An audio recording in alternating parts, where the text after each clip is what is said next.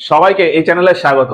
মারাঠা সাম্রাজ্য নিয়ে আমরা আলোচনা করছিলাম, কিভাবে এই সাম্রাজ্যের সূচনা হলো এবং ছত্রপতি শিবাজী মহারাজের সাথে ঔরঙ্গজেবের যে লড়াই ও অন্যান্য বিভিন্ন ঘটনা, এগুলি নিয়ে আমরা এর আগের ভিডিওতে আলোচনা করেছি।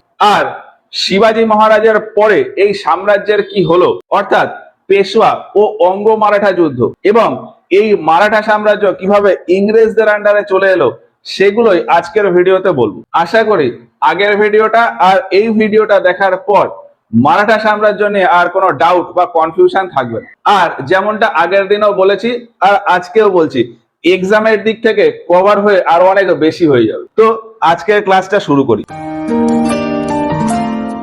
শিবাজী মহারাজের মৃত্যু হয় 1680 খ্রিস্টাব্দে। তারপর এই মারাঠা সাম্রাজ্যের সিংহাসনে বসেন তার পুত্র সম্ভাজি, অর্থাৎ পরবর্তী ছত্রপতি হন সম্ভাজি। আর এই সময় দিল্লিতে সিংহাসনে রয়েছেন ঔরঙ্গজেব। এবার শিবাজী জীবিত থাকাকালীন ঔরঙ্গজেবের একটা আশঙ্কা ছিল যে তার ছেলে মুয়াজ্জম শিবাজীর সাথে মিশে গিয়ে তার বিরুদ্ধে হয়তো বিদ্রোহ ঘোষণা করতে পারে। কিন্তু পরবর্তীতে গিয়ে দেখা যায় যে ঔরঙ্গজেবের বিভিন্ন কাজের ফলে তার ছেলে মোহাম্মদ আকবর বা আকবর দ্বিতীয় সম্ভাজির সময় গিয়ে ঔরঙ্গজেবের বিরুদ্ধে বিদ্রোহ ঘোষণা করে। আর তখন আকবর দ্বিতীয়র সাথে ঔরঙ্গজেবের ছোটখাটো একটা লড়াই হয়ে যায়। আর এই লড়াইয়ের পর ঔরঙ্গজেব আকবর দ্বিতীয়কে হত্যা করে দিতে চায়, কিন্তু আকবর দ্বিতীয় পালিয়ে নবম শিখ গুরু তেগ বাহাদুরের কাছে গিয়ে শরণ নেয়। তারপর দেখা যায় যে ঔরঙ্গজেব তেগ বাহাদুরকে হত্যা করে দেয়। তারপর আকবর দ্বিতীয় সম্ভাজির শরণে চলে যায়। আর সম্ভাজি যাতে ঔরঙ্গজেবের পুত্র আকবর দ্বিতীয়কে ছেড়ে দেয়, তার জন্য ঔরঙ্গজেব মুবারক খানকে পাঠিয়েছিল সম্ভাজির কাছে। কি বললাম? ঔরঙ্গজেব মুবারক খানকে সম্ভাজির কাছে পাঠিয়েছিল কথা বলার জন্য যে সম্ভাজি যেন আকবর দ্বিতীয়কে ছেড়ে দেয়। কিন্তু সম্ভাজি আকবর দ্বিতীয়কে না ছাড়ায় ঔরঙ্গজেব সম্ভাজিকে হত্যা করিয়ে দেয়। আর তখন সম্ভাজির ছেলে ছিল শাহুজি। ঔরঙ্গজেব শাহুজিকে নিয়ে দিল্লি চলে আসে এবং দিল্লিতে বন্দি করে দেয়। আর তারপর এই মারাঠা সাম্রাজ্যের সিংহাসন ফাঁকা হয়ে যায় এবং সেই সিংহাসনে বসেন সম্ভাজির ভাই রাজারাম। এবার শিবাজীর ফ্যামিলি ট্রি, মানে এই সাম্রাজ্যে পরপর যে বসেন সেই সমস্ত রাজাদের সম্পর্কে একটু আলোচনা করে নিই। শিবাজীর যদি ফ্যামিলি ট্রি দেখি, তাহলে শিবাজীর অনেকগুলি ছেলে মেয়ে ছিল, কিন্তু তাদের সবার নাম আমাদের জানার দরকার নেই। আমরা এখানে একটা ডায়াগ্রাম করেছি, এই ডায়াগ্রামে লেখা রয়েছে শিবাজীর দুই পুত্র সম্ভাজি আর রাজারাম। শিবাজীর দুই পুত্র সম্ভাজি আর রাজারাম। সম্ভাজির ছেলে ছিল শাহুজি আর রাজারামের ছেলে ছিল শিবাজী দ্বিতীয়। এখন ওই যে বললাম সিংহাজির পরে সিংহাসনে বসছে সম্ভাজি, সম্ভাজির পরে এসছে রাজারাম। এই সম্ভাজির পরে আসলে বসার কথা শাহুজির, কিন্তু শাহুজিকে ঔরঙ্গজেব নিয়ে গেছে, ফলে সিংহাসনে বসছে রাজারাম।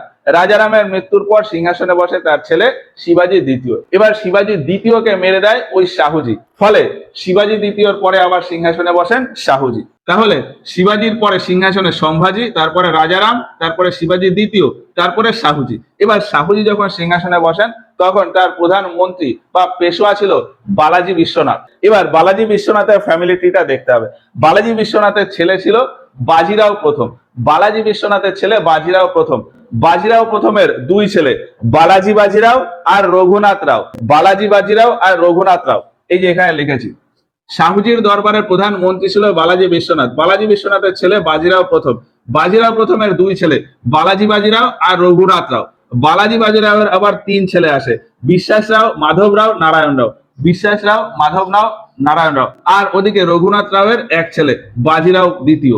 এদিকে নারায়ণ রাওয়ের আবার এক ছেলে আসবে মাধব রাও দ্বিতীয়। এবার ওই যে বললাম যে সম্ভাজির মৃত্যুর পর মারাঠা সাম্রাজ্যের সিংহাসনে বসেন তার ভাই রাজারাম। রাজারাম খুব বেশি দিন শাসন করেননি, তিনি একটা কঠিন রোগে আক্রান্ত হন, তারপর মারা যান। ফলে রাজারামের পরে এই সাম্রাজ্যের সিংহাসনে বসেন শিবাজী দ্বিতীয়। এখন শিবাজীর পরে সম্ভাজি, রাজারাম, শিবাজী দ্বিতীয় এইভাবে এলো। আর ওদিকে দিল্লি শাসনে ঔরঙ্গজেবের পরে এসছে মুয়াজ্জম বা বাহাদুর শাহ। আর এর আগে শিবাজীর সাথে যখন ঔরঙ্গজেবের শত্রুতা ছিল, সেই শত্রুতা থেকেই যায়। ফলে সেই হিসাবে শিবাজী দ্বিতীয়র সাথেও বাহাদুর শাহ বা মুয়াজ্জমের একটা শত্রুতা থেকে যায়। আর সেই শত্রুতার হাত ধরেই মুয়াজ্জম বা বাহাদুর শাহ এই শিবাজী দ্বিতীয়কে হারাতে চায়। আর তাকে হারানোর জন্যই বাহাদুর শাহ বা মুয়াজ্জম সম্ভাজির ছেলে শাহুজিকে খুঁজতে থাকে।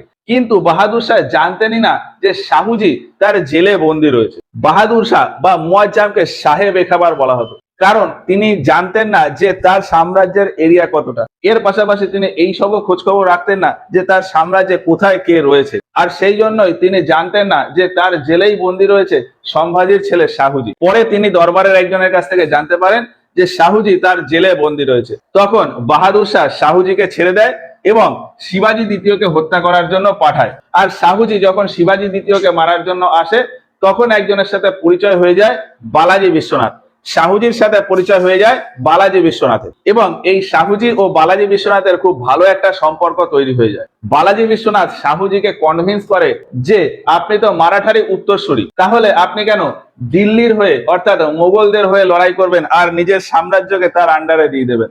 আপনি শিবাজি দ্বিতীয়কে হারিয়ে নিজেই ওই মারাঠা সাম্রাজ্যের সিংহাসনে বসুন। এইভাবে বিভিন্নভাবে কনভিন্স করানোর পর শাহুজি আর বালাজি বিশ্বনাথ দুজনে মিলে শিবাজি দ্বিতীয়কে হারিয়ে দেয় আর তাকে একটা ছোটখাটো জায়গার জায়গিরদার রূপে বসিয়ে দেয় এবং শাহুজি নিজে এই মারাঠা সাম্রাজ্যের সিংহাসনে বসে আর তার প্রধান মন্ত্রী হিসাবে রাখেন বালাজি বিশ্বনাথকে। এবার এই প্রধান মন্ত্রীকে বলা হতো পেশোয়া।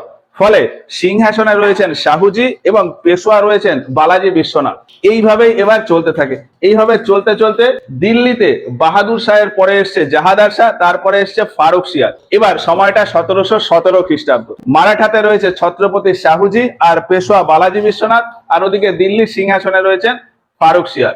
এবার এই 1717 খ্রিস্টাব্দে গিয়েই দেখা যায় যে ফারুক সিয়ার ইংরেজদের ম্যাগনা কার্টা দিয়ে দেয়। আর সেই সুযোগে বালাজি বিশ্বনাথও দিল্লির উপর ছোটখাটো একটা আক্রমণ করে এবং আক্রমণ করে মারাঠাদের ম্যাগনা কার্টা নিয়ে নেয়। মানে মারাঠা যে একটা স্বাধীন স্বতন্ত্র রাজ্য সেটা ফারুক সিয়ারের কাছ থেকে ঘোষণা করিয়ে নেয়। আর তারপরও এইভাবেই চলতে থাকে।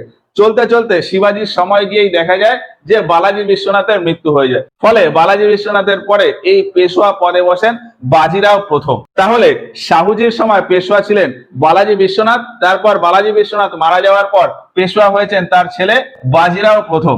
আর এইভাবে চলতে চলতে সময়টা আসে 1737 খ্রিস্টাব্দ। 1737 খ্রিস্টাব্দে মারাঠাতে শাহুজি আর পেশোয়া বাজিরাও প্রথম। আর ওদিকে দিল্লিতে চলে এসছে ফারুক সিয়ারের পর মোহাম্মদ শাহ। 1737 খ্রিস্টাব্দে শাহুজি আর মোহাম্মদ শাহ। এবার এই সময় গিয়ে দেখা যায় যে বাজিরাও প্রথম দিল্লির উপর আক্রমণ করে, মানে মোহাম্মদ শাহের উপর আক্রমণ করে 500 সেনা নিয়ে। আর মোহাম্মদ শাহকে হারিয়ে তাকে বলে যে প্রতি বছর আমাকে 5 লক্ষ মুদ্রা দিতে হবে, তাহলে আমি আর এর উপর আক্রমণ করব না। আর বিদেশি কোনো শক্তি যদি দিল্লির উপর আক্রমণ করে তাহলে আমরা আপনার সাপোর্টে হয়ে লড়াই করব। এবার সেই হিসেবে মোহাম্মদ শাহ 5 লক্ষ মুদ্রা বালাজি বিশ্বনাথকে দিয়ে দেয় এবং এইভাবেই চলতে থাকে। এইভাবেই 1738 খ্রিস্টাব্দেও বালাজি বিশ্বনাথ দিল্লি থেকে মুদ্রা নেয়। 1739 খ্রিস্টাব্দেও দিল্লি থেকে মুদ্রা নেয়। মুদ্রা নিয়ে ফিরে আসার পরে কয়েকদিন পর দেখা যায় যে দিল্লিতে এখানে মোহাম্মদ শাহের ওপরে ইরান থেকে আক্রমণ হয়েছে নাদির শাহ। 1739 খ্রিস্টাব্দে দিল্লিতে আক্রমণ হয় ইরান থেকে আসা নাদির শাহের। তখন মোহাম্মদ শাহ এখানে নিচে শাহুজিকে সংবাদ পাঠায় যে আমার উপর নাদির শাহের আক্রমণ হয়েছে, আপনি আমাকে সাহায্য করুন। আপনি কথা দিয়েছিলেন যে বাইরে থেকে আক্রমণ হলে আপনি আমার সাথে থাকবেন। কিন্তু তার উত্তরে বাজিরাও বলেন যে আমি কোনো ধার্মিক ব্যক্তি নই যাতে আপনাকে কথা দিয়ে সেই কথা আমার রাখতেই হবে। আমি একজন রাজনৈতিক ব্যক্তি। অপর পক্ষের ষড়যন্ত্র বা কূটনীতি আপনার বোঝা উচিত। ফলে নাদির শাহ মোহাম্মদ শাহের কাছে আসে, তার ধন দৌলত লুট করে আবার ফিরে যায়। তো ওটা হলো দিল্লির ঘটনা। এবার মারাঠাতে কি হলো? বাজিরাও প্রথম যোদ্ধা হিসাবে খুবই বাহাদুর ছিলেন। শাহুজি বাজিরাও প্রথমকে বলেছিলেন যে আপনি একজন যোগ্য পিতার যোগ্য পুত্র, আপনার জন্য আমাদের সাম্রাজ্যের পতাকা কটক থেকে অটক পর্যন্ত উড়বে। তবে পরবর্তী বছর অর্থাৎ 1740 খ্রিস্টাব্দে গিয়ে দেখা যায় যে বাজিরাও প্রথমের মৃত্যু হয়ে যায়। এই বাজিরাও প্রথমের সাথে একজন মহিলার সম্পর্ক ছিল মস্তানি। মস্তানি থেকে বাজিরাও প্রথমের একটি ছেলেও ছিল শামশের বাহাদুর। শামশের বাহাদুর সম্পর্কে আমরা পরে আসছি। এবার বাজিরাও প্রথম মারা যাওয়ার পর পরবর্তী পেশোয়া হয় তার বড় ছেলে বালাজি বাজিরাও। বাজিরাও প্রথমের 2 ছেলে ছিল, বালাজি বাজিরাও আর রঘুনাথ রাও। রঘুনাথ রাও ছোট আর বালাজি বাজিরাও বড়। ফলে পরবর্তী পেশোয়া হয় এই বালাজি বাজিরাও। বালাজি বাজিরাওয়েরই আরেক নাম হলো নানা সাহেব। বালাজি বাজিরাওয়ের আরেক নাম নানা সাহেব। তাহলে মারাঠা সাম্রাজ্যের সিংহাসনে রয়েছেন শাহুজি আর পেশোয়া বালাজি বাজিরাও। বালাজি বাজিরাও বা নানা সাহেব খুবই যোগ্য একজন ব্যক্তি ছিলেন। তিনি মারাঠা সাম্রাজ্যের সমস্ত কাজ করতেন এবং সমস্ত নাম হতো শাহুজির। আর এটা স্বাভাবিক, মন্ত্রী তার সাম্রাজ্যের সমস্ত কাজ করবে কিন্তু নাম হবে রাজা। এবার এইভাবে চলতে থাকে। চলতে চলতে শাহুজির মৃত্যু হয়ে যায়। শাহুজির মৃত্যুর পর তার তেমন উত্তরাধিকারী ছিল না। ফলে বালাজি বাজিরাও মারাঠাদের সাথে একটা চুক্তি করে নেয়, সাঙ্গলির সন্ধি বা সাঙ্গলির চুক্তি। আর এই চুক্তি অনুযায়ী মারাঠাদের সমস্ত শক্তি বালাজি বাজিরাও নিয়ে নেয় আর বলেন যে এর পরে আর কোনো ছত্রপতি আসবে না, রাজা হিসেবে থাকবে পেশোয়া। আর এই সময় থেকে এই মারাঠা সাম্রাজ্যে ছত্রপতি পদ সমাপ্ত হয়ে যায় এবং নতুন রাজা আসেন পেশোয়া। আর তখন পেশোয়া কে ছিল? বালাজি বাজিরাও। এই বালাজি বাজিরাওয়ের সময় গিয়ে দেখা যায় যে এই মারাঠা সাম্রাজ্যের আবারও খুবই বিকাশ ঘটে। ফলে এই মারাঠা সাম্রাজ্যের দ্বিতীয় প্রতিষ্ঠাপক বলা হয় বালাজি বাজিরাও। প্রথম প্রতিষ্ঠাপক শিবাজি ছত্রপতি পদ নিয়ে এসেছিলেন, এর পরবর্তী প্রতিষ্ঠাপক বালাজি বাজিরাও পেশোয়া পদে প্রধান ছিলেন। আর এই সময় বালাজি বাজিরাও কটক থেকে অটক যাওয়ার পরিকল্পনা করেছিলেন। মারাঠারা তাদের সাম্রাজ্যের বাইরে চৌথ ট্যাক্স নিতেন বা চৌথ নামক কর নিতেন, আর এই কর নিতে নিতেই উত্তর পশ্চিম দিকে আফগানিস্তান পর্যন্ত চলে যায়, অটক পর্যন্ত। এবার এর আগে বাজিরাও প্রথমের সময় গিয়ে দেখা যায় যে মারাঠাদের যে সাম্রাজ্য ছিল সেটাকে 5 ভাগে ভাগ করে দেওয়া হয়। বর্তমানে যেরকম ভারতের 28টা রাজ্য, সেই রকম মারাঠার যে সাম্রাজ্য ছিল সেটাকে 5টা প্রদেশে ভাগ করা হয়েছিল। এই 5টা প্রদেশকেই বলা হতো 5টা কনফেডারেসি। প্রথমে এরিয়াটা দেখি, এইটা হলো পুনে এরিয়া, এটা হলো পুনে এরিয়া, এটা নাগপুর এরিয়া। পুনে, নাগপুর, গুজরাট, ইন্দোর আর গোয়ালিয়র, এই 5টা এরিয়াতে ভাগ করা হয়। পুনে, নাগপুর, গুজরাট, ইন্দোর আর গোয়ালিয়র। আর এই 5টা জায়গায় 5টা নাম দেওয়া হয়। পুনেতে মারাঠাদের যে প্রধান ছিল তাকে বলা হতো পেশোয়া, পুনের মারাঠা প্রধান পেশোয়া। নাগপুরে ছিল ভোসলে, নাগপুরে ভোসলে, এখানে পেশোয়া, এখানে ভোসলে। গুজরাটে গায়কোয়াড়, গুজরাটে গায়কোয়াড়। ইন্দোরে হচ্ছে হোলকার, গুজরাটে গায়কোয়াড়, ইন্দোরে হোলকার। আর গোয়ালিয়রে ছিল সিন্ধিয়া, গোয়ালিয়রে সিন্ধিয়া। কি বললাম? পেশোয়া ভোসলে, পেশোয়া ভোসলে গায়কোয়াড় হোলকার সিন্ধিয়া, পেশোয়া ভোসলে গায়কোয়াড় হোলকার সিন্ধিয়া। এই 5টা কনফেডারেসি ছিল, পেশোয়া ভোসলে গায়কোয়াড় হোলকার সিন্ধিয়া। আর এই 5টা রাজ্যেরও হেড ছিল এই পুনের পেশোয়া। এই পেশোয়া কে রয়েছে? ভাগ করার সময় পেশোয়া রয়েছে বাজিরাও প্রথম। এবার এই 5টা সাম্রাজ্য থাকতে থাকতে এরা তাদের এরিয়া উত্তরে, পূর্ব দিকে, দক্ষিণ দিকে বাড়াতে থাকে। বাড়াতে বাড়াতে কিভাবে বাড়াতো? চৌথ কর নিয়ে, চৌথ নামক কর নিয়ে। চৌথ কর নিতে নিতে এই সিন্ধিয়া সিন্ধিয়া এই উড়িষ্যার কটক পর্যন্ত চলে আসে চট নিতে নিতে। আর আর এই হোলকার, হোলকার তার সাম্রাজ্য উত্তর দিকে বাড়াতে থাকে। উত্তর দিকে বাড়াতে বাড়াতে বাড়াতে বাড়াতে আফগানিস্তানের অটক পর্যন্ত চলে যায়। এবার এই যেতে যেতে যখন আফগানিস্তানে যায়, আফগানিস্তানে তখন ছিল ডুরানিয়ান সাম্রাজ্য। আর ডুরানিয়ান সাম্রাজ্যের রাজা আহমেদ শাহ আবদালি। ফলে আহমেদ শাহ আবদালি এই মারাঠাকে হারানোর জন্য ভারতে চলে আসে। আর তখন এই পুনের পেশোয়াতে রাজা রয়েছেন বালাজি বাজিরাও। বাজিরাও প্রথমের পরে রাজা আসেন বালাজি বাজিরাও। ফলে বালাজি বাজিরাওয়ের সাথে আহমেদ শাহ আবদালির আবার যুদ্ধ হয়, পানিপথের তৃতীয় যুদ্ধ 1761 খ্রিস্টাব্দে। তাহলে পানিপথের তৃতীয় যুদ্ধ হয় 1761 খ্রিস্টাব্দে। কার কার ভেতর? পুনের পেশোয়া বালাজি বাজিরাও আর আফগানিস্তানের আহমেদ শাহ আবদালি, এদের দুজনের ভেতর লড়াই হয়। তখন দিল্লিতে শাসক রয়েছে মোহাম্মদ শাহ। মোহাম্মদ শাহ এই বালাজি বাজিরাওকে পানিপথের তৃতীয় যুদ্ধে সাহায্য করতে অসম্মতি জানায়। আর ইংরেজরা তো যুদ্ধ দেখেই যে নিজেরা নিজেরা যুদ্ধ করে মরুক, তারপরে আমরা গিয়ে সেখানে দখল করে নেব, সেই হিসাবে ইংরেজরাও আসেনি। ফলে এই যুদ্ধে বালাজি বাজিরাও হেরে যায় আর আহমেদ শাহ আবদালি এসে যুদ্ধ করেছিল, যুদ্ধ করে ফিরে যায়। এবার এই যুদ্ধে মারাঠাদের অনেক ক্ষতি হয়ে যায়।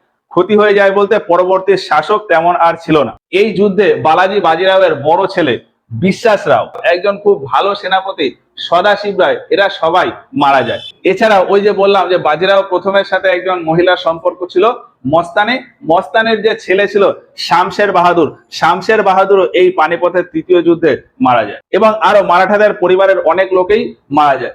ফলে এই মারাঠা সাম্রাজ্য আবারও দুর্বল হয়ে পড়ে এবং বালাজি বাজিরাও এই যুদ্ধের প্রায় 6-7 মাস পরে মারা যায়। এবার তাহলে এই মারাঠা সাম্রাজ্য বা পেশোয়া পদে কে বসবে? পেশোয়া পদে এর পরে রয়েছে যোগ্য শাসক রঘুনাথ রায়। এই যে এইখানে এই ছকে যদি দেখি, বাজিরাও প্রথম পানিপথের তৃতীয় যুদ্ধের পর মারা গেছে, তার ছেলে বিশ্বাস রাও মারা গেছে পানিপথের যুদ্ধে। আর এর ছেলে রয়েছে মাধব রাও। মাধব রাও ও নারায়ণ রাও তখনও ছোট, তাদের শাসন করার মতন তেমন বয়স হয়নি। ফলে যোগ্য শাসক হিসেবে রয়েছেন রঘুনাথ রাও। রঘুনাথ রাও পরবর্তী পেশোয়া হবে সেই চিন্তা ভাবনা করতে থাকে। এবার রঘুনাথ রায় সম্পর্কে যাওয়ার আগে বালাজি বাজিরাওয়ের আর একটা কাজ আছে, সেটা একটু বলি। বালাজি বাজিরাওয়ের আগে ছিল বাজিরাও প্রথম। এই যে এখানে ছিল হায়দ্রাবাদ এরিয়া, মুঘল সাম্রাজ্য থেকে আলাদা হয়ে গিয়েছিল 1724 খ্রিস্টাব্দে হায়দ্রাবাদ। এই আলাদা হয়ে যাওয়ার পর 4 বছর পর 1728 খ্রিস্টাব্দে 1728 খ্রিস্টাব্দে গিয়ে এই পেশোয়া বাজিরাও প্রথম এই হায়দ্রাবাদের উপর আক্রমণ করে এবং হায়দ্রাবাদের উপর আক্রমণ করে নিজাম উল মুলকের সাথে একটা সন্ধি করে, মুন্সি শিবগাঁওয়ের সন্ধি। কি বললাম, 1728 খ্রিস্টাব্দে বাজিরাও প্রথম হায়দ্রাবাদের যে শাসক নিজামুল মুলক তার সাথে একটা সন্ধি করে, মুন্সি শিবগাঁওয়ের সন্ধি। এই সন্ধি দ্বারা পেশোয়ার এই এরিয়া মানে পুনের পেশোয়ার এরিয়া এই হায়দ্রাবাদের ভেতরে কিছুটা এক্সপ্যান্ড করে যায়। মানে কি, বাজিরাও প্রথম এই হায়দ্রাবাদের বেশ কিছু এরিয়া দখল করে নেয় ওই মুন্সি শিবগাঁওয়ের সন্ধি দ্বারা। ফলে হায়দ্রাবাদ অল্প কিছুটা এরিয়াতে ছিল। এরপর এই বাজিরাও প্রথমের পরে রাজা আসে বালাজি বাজিরাও আবারও এই হায়দ্রাবাদের উপর আক্রমণ করে এবং সেখানে আক্রমণ করে আবারও একটা সন্ধি হয়, ঝলকির সন্ধি 1752 খ্রিস্টাব্দে। 1752 খ্রিস্টাব্দে বালাজি বাজিরাও আবারও হায়দ্রাবাদের উপর আক্রমণ করে এবং আক্রমণ করে হায়দ্রাবাদকে নিয়ে নেয়। তারপর সন্ধি করে ঝলকির সন্ধি। তো হায়দ্রাবাদের সাথে দুটো সন্ধি হয়, প্রথমে মুন্সি শিবগাঁও সন্ধি, পরে ঝলকির সন্ধি। মুন্সি শিবগাঁও সন্ধি 1728 আর ঝলকির সন্ধি 1752। ফলে এই পুনে বা এই পেশোয়া এরিয়া দক্ষিণে এত দূর পর্যন্ত হয়ে যায়, পেশোয়া এরিয়া হয়ে যায় দক্ষিণে এত দূর পর্যন্ত। এবার বালাজি বাজিরাওয়ের মৃত্যুর সময়টা দেখি। বালাজি বাজিরাওয়ের মৃত্যু হয়ে যায় পানিপথের তৃতীয় যুদ্ধের পর। তারপর এই সিংহাসনে কে বসবে তা কিন্তু ঠিকঠাক ছিল না। নর্মালি তখন যে পরম্পরা ছিল রাজার ছেলেই রাজা হয়ে যাবে, ফলে পেশোয়ার ছেলেই হয়ে যাবে পেশোয়া। কিন্তু বালাজি বাজিরাওয়ের যে বড় ছেলে বিশ্বাস রাও সে পানিপথের তৃতীয় যুদ্ধে মারা যায় এবং মাধব রাও ও নারায়ণ রাও যে রয়েছে তারা এখনো খুব ছোট, শাসন করার মতন বয়স এখন হয়নি। আর সেই সময় এই যে রঘুনাথ রাও ভাবে যে তাহলে আমি সিংহাসনে বসবো। কিন্তু এই পেশোয়ার দরবারে যে সমস্ত অন্যান্য মন্ত্রীরা ছিল তারা রঘুনাথ রাওকে না বসিয়ে এই মাধব রাওকে সিংহাসনে বসায় এবং ওই মন্ত্রীরাই সাম্রাজ্য চালাতেন। কি বললাম, রঘুনাথ রাওকে না বসিয়ে বালাজি বাজিরাওয়ের ছেলে মাধব রাও তাকে সিংহাসনে বসায় এবং ওই মন্ত্রীরাই নিজেরা চিন্তা ভাবনা করে নেন যে মাধব রাও যতদিন না যোগ্য হয় ততদিন আমরাই এই সাম্রাজ্য চালাবো। এবার এই ঘটনায় রঘুনাথ রাও খুবই অসন্তুষ্ট হয়ে যায়। রঘুনাথ রাও এই মাধব রাওয়ের উপরে একটা ছোটখাটো যুদ্ধ ঘোষণা করে এবং এই লড়াইতে মাধব রাও যেহেতু ছোট, রঘুনাথ রাও মাধব রাওকে হারিয়ে দেয় এবং নিজে এই পেশোয়ার সিংহাসনে বসেন। ফলে 1762 খ্রিস্টাব্দে এই পেশোয়ার প্রধান হন রঘুনাথ রাও। এবার মাধব রাওকে সরিয়ে দেওয়ায় মাধব রাও বুঝতে পারে যে আমাকে ওই সিংহাসনে বসতে হবে।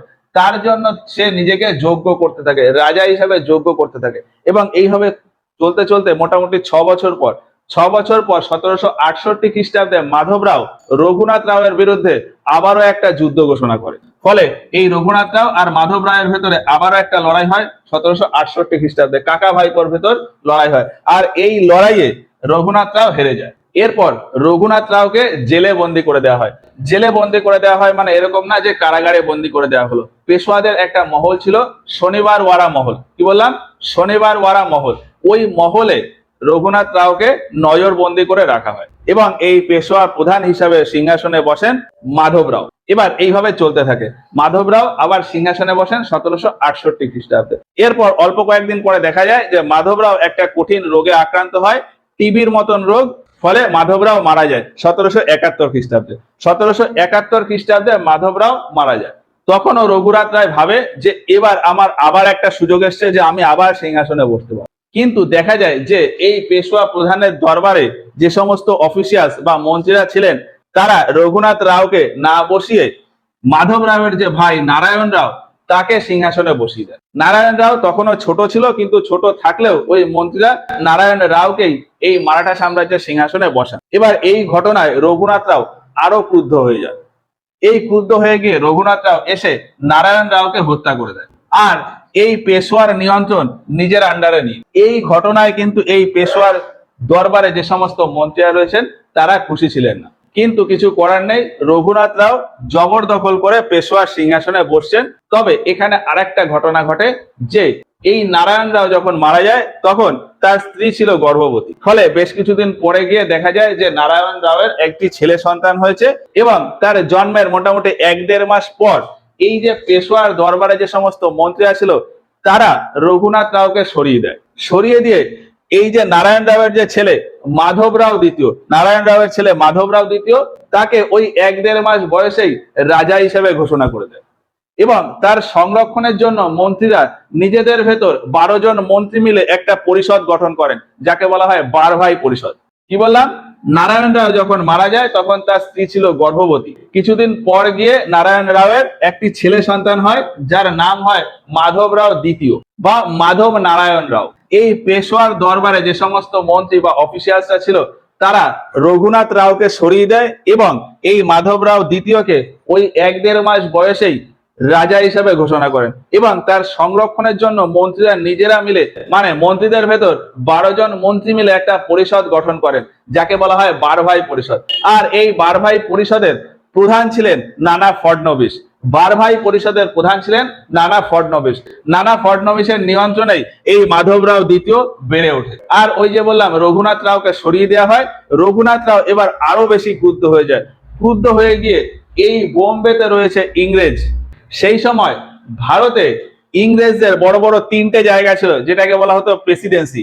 কলকাতা প্রেসিডেন্সি, বোম্বে প্রেসিডেন্সি আর মাদ্রাস প্রেসিডেন্সি। তো রঘুনাথ রাও এই বোম্বে প্রেসিডেন্সির অফিসিয়ালসদের কাছে চলে যায় এবং নিজের সমস্ত ঘটনার কথা বলে এবং বলে যে আমি এই পেশোয়া পদে পুনরায় আসতে চাই, আপনি অর্থাৎ বোম্বে প্রেসিডেন্সি আমাকে যুদ্ধে সাহায্য করুন। এবার ইংরেজরা এই সুযোগটা ছাড়েনি। ইংরেজরা মানে বোম্বে প্রেসিডেন্সি রঘুনাথ রাওয়ের সাথে এবার একটা কন্ট্রাক্ট করে নেয়, যেটাকে বলা হয় সুরাটের সন্ধি। সুরাটে বোম্বে প্রেসিডেন্সি আর রঘুনাথ রাও এদের দুজনের ভেতরে একটা কন্ট্রাক্ট বা চুক্তি হয়, সুরাটের চুক্তি বা সুরাটের সন্ধি। এই সন্ধিতে বলা হয় যে বোম্বে প্রেসিডেন্সি রঘুনাথ রাওয়ের হয়ে ওই বারভাই পরিষদ বা মাধব রাও দ্বিতীয়র সাথে লড়াই করবে। তবে যুদ্ধে জেতার পর এই যে পেশোয়া এরিয়া, এই পেশোয়া এরিয়াতে ইংরেজদের ব্যবসায়িক ছাড় দিতে হবে। আর এর ভিতরেই দুটো জায়গা আছে, বেসিন ও সেলসেট। বেসিন ও সেলসেট যেটা ব্যবসার জন্য বিরাট বড় একটা কেন্দ্র, সেটাকে পুরোপুরি ইংরেজদের দখলে দিয়ে দিতে হবে। রঘুনাথ রাও এই চুক্তিতে সম্মতি জানায় এবং এই চুক্তির পরই 1775 খ্রিস্টাব্দে ইংরেজদের সাথে প্রথমবার মারাঠাদের যুদ্ধ হয়, অংলো মারাঠা যুদ্ধ বা প্রথম অংলো মারাঠা যুদ্ধ। তো প্রথম অংলো মারাঠা যুদ্ধ শুরু হয় 1775 খ্রিস্টাব্দে। এই যুদ্ধ শুরু হওয়ার জন্য একটা চুক্তি হয়, সেটা হলো সুরাটের চুক্তি বা সুরাটের সন্ধি 1775 খ্রিস্টাব্দে। এবার এইভাবে চলতে চলতে মারাঠাদের সাথে ইংরেজদের মোট 3টে যুদ্ধ হয়, আর এই যুদ্ধগুলোকেই বলা হয় অঙ্গ মারাঠা যুদ্ধ বা অ্যাংলো মারাঠা ওয়ার। অ্যাংলো মানে ইংরেজ বা অঙ্গ মানে ইংরেজ আর মারাঠা মানে তো মারাঠা। তো মারাঠাদের সাথে ইংরেজদের যুদ্ধ অঙ্গ মারাঠা যুদ্ধ বা অ্যাংলো মারাঠা ওয়ার। এবার এই যুদ্ধ এরকম না যে একদিনেই যুদ্ধ কভার হয়ে গেল, অনেক দিন ধরে এই যুদ্ধ চলে, প্রায় 5-7 বছর ধরে একটা যুদ্ধ চলেছে।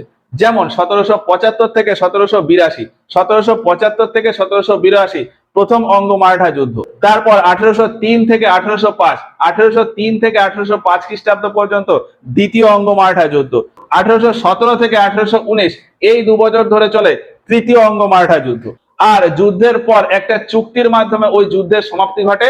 তো এই 3টে যুদ্ধের 3টে চুক্তি রয়েছে। প্রথম যে অঙ্গ মারাঠা যুদ্ধ সেটা শুরু করার জন্য একটা চুক্তি ছিল সুরাটের চুক্তি বা সুরাটের সন্ধি, শেষ হয়েছে সলবাইয়ের সন্ধি।